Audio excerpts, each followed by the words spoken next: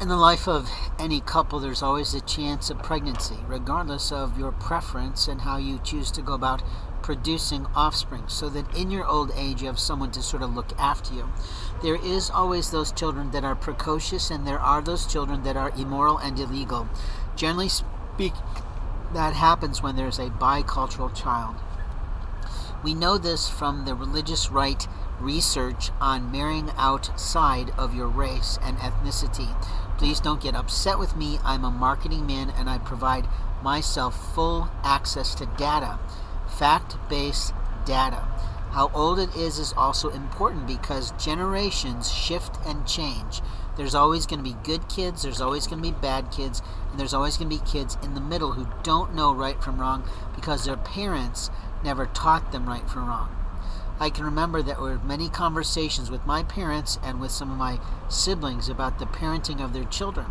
And some of them are happy-go-lucky, easy on a song, and others are more serious and more emotional, and they don't know it because their parents don't acknowledge it.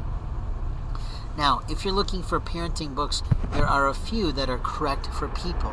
I'm always recommending for the rearing of boys, Raising a Modern-Day Knight, which you can find probably on Amazon for maybe $12 in softcover.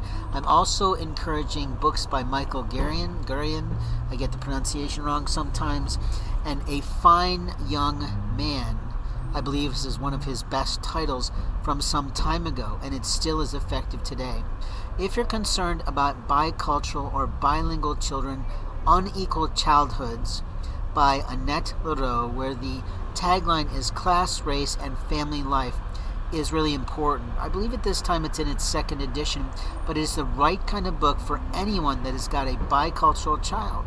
Your child is in the midst of two worlds, and they have to take ownership of them both and ownership of them both individually at different points in their life, depending on who they're talking to, who they're relating to, who they're trying to be employed by, versus when they're at home in their own family and community. Many grandparents are going through this shocker that their parenting did not produce effective children, meaning that the children chose to live outside the lines of life. Now, I am one of those people. I went off to Japan. I met a perfect woman for me at that time in my life, as I thought, but I still had a few inklings that she might not have been exactly right, but it was the uniqueness of the situation I'll never forget.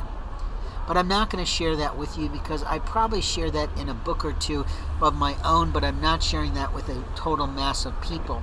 But we still had a marvelously good time most of the time when it was just the three of us. My spouse, significant other, my oksan, if you will, my wife, Samai, as we say when I'm saying mine, and my son, who is fully my son. I raised him up to adulthood. He is my financial responsibility.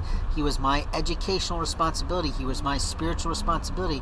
He was my psycho-emotional responsibility. And a few times when I was young in my life, living overseas, I made mistakes with that early stage of that friendship before I really became that parent.